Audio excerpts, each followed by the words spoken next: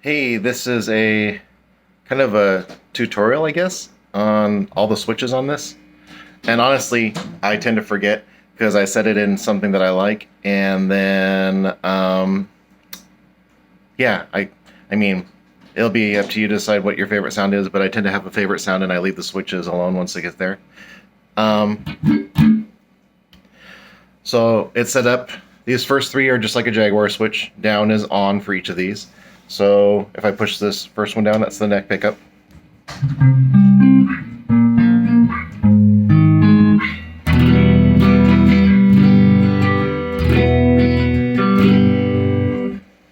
And then if I do the middle one, it's the middle pickup.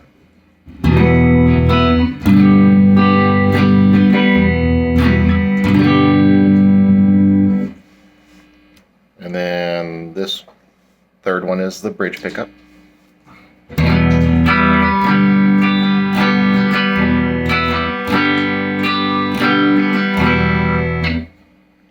All right, so now some funkiness. This switch, closest to the strings, is the phase switch. It puts the middle pickup out of phase with the neck or the bridge. So if I turn on the middle and the bridge, right now they're in phase.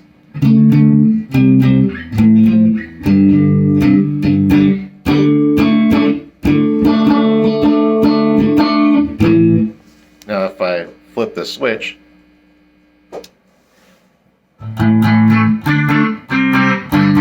out of phase, right? A little bit quieter. So that's phase, but also you can do that with the neck and the bridge. So neck and bridge, or neck and middle, sorry, in phase.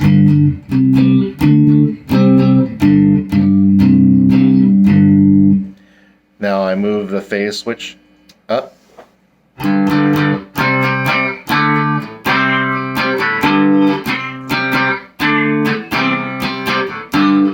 you can get that out of phase sound with the switch here.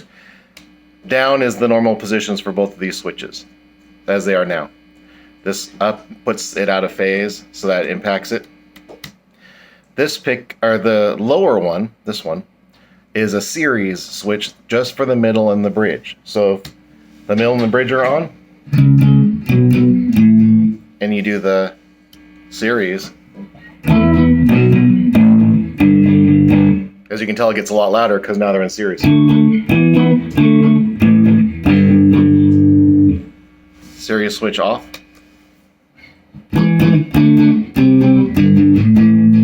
Series switch on. So that's these switches. This is a normal Jazzmaster switch, jazz circuit. If I flip it up, it bypasses everything and goes straight to the jack with these two, volume and tone.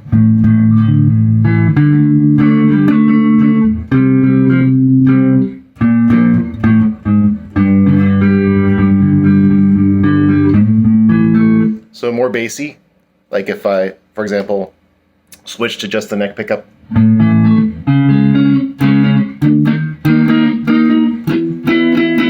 And then switch it to the jazz.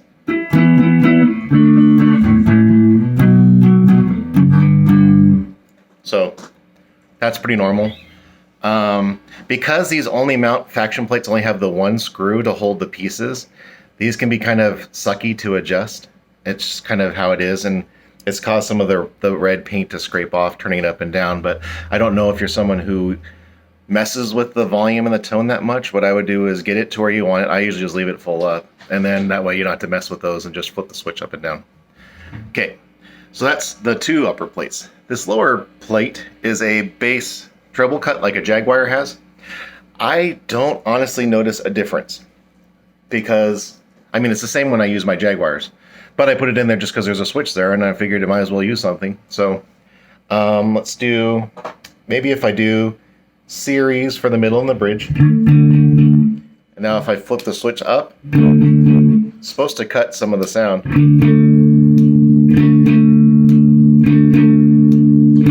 There's a little bit of a bass cut, but I don't notice a lot. As far as I remember it, I set down for traditional, and then up does the actual cut. Okay. And then otherwise, volume, of course. Tone. So volume and tone, or volume and tone.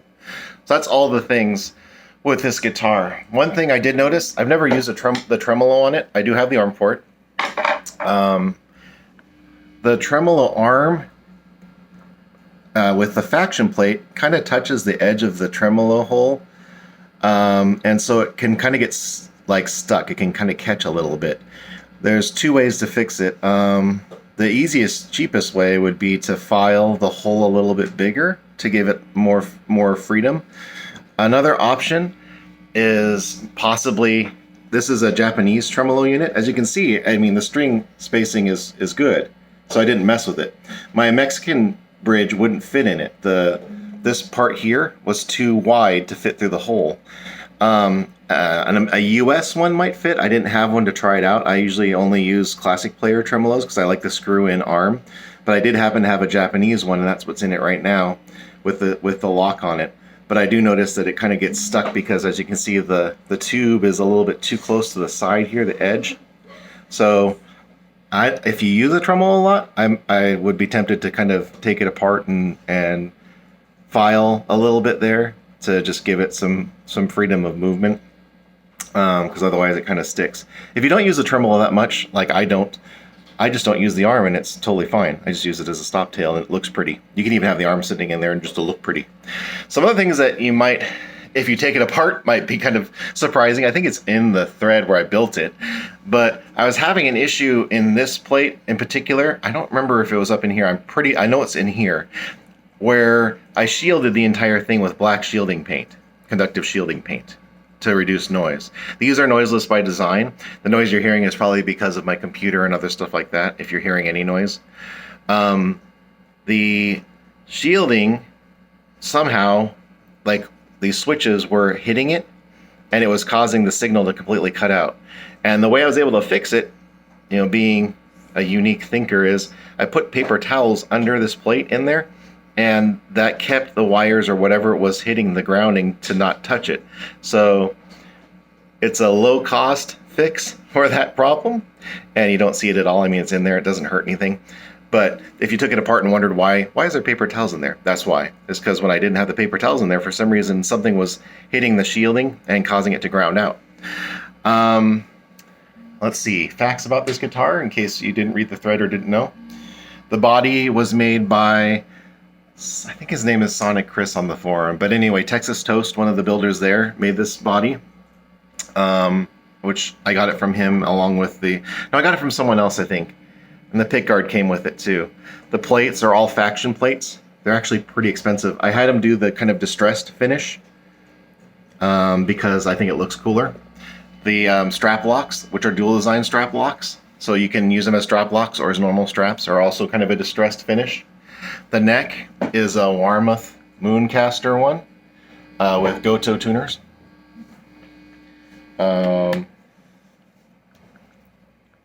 Modern Goto tuners, which I like.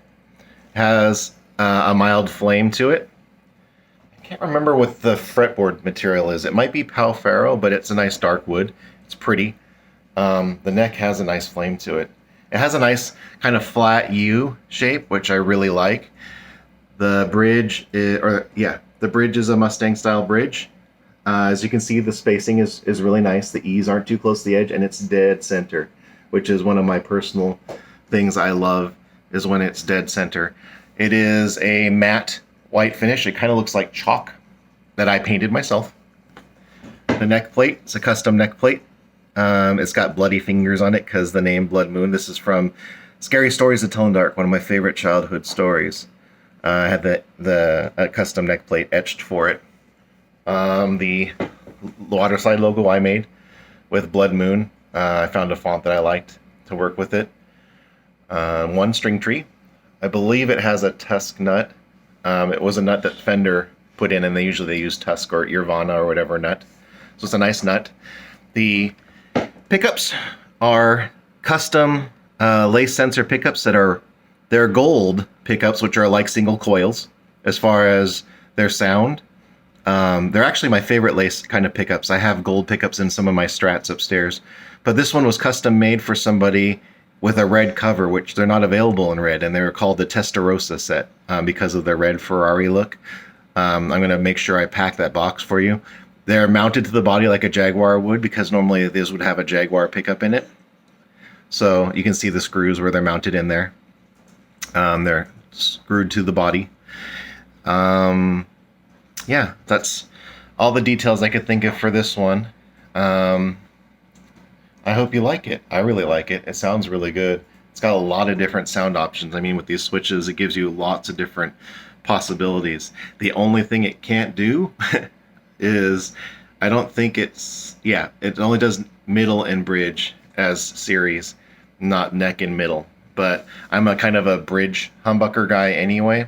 And these pickups are noiseless anyways, so it doesn't really need humbucking. It just boosts the output, so the sound is louder. I intonated it. It has a standard stair-step intonation, which is good. That means it's usually adjusted correctly. So yeah, hopefully you enjoy it. I got what's that called? A nice gig bag for it on the couch there. Nice padded gig bag that's new. It still has the tags on it that I'll be putting in the box for you. The tremolo arm I'll put in the front pocket, and I'll put that Testarossa box that's signed on the back by the creator of lace pickups, with a little note on the back. I'll put that in the box with it too to head your way. So hopefully you enjoy it. I used the best parts I could come up with. All Switchcraft switches, US pots, nice Switchcraft jack, I remember correctly. Nice Goto tuners, nice nut. Fender neck is super nice. It has a nice satin smooth finish. That's one of my favorite kinds of finishes. It has a awesome profile, one of my favorite neck profiles. It's not too thick, not too thin, in my opinion. So anyway, this is what it looks like, and I'm going to get it boxed up to come your way. Have a good day.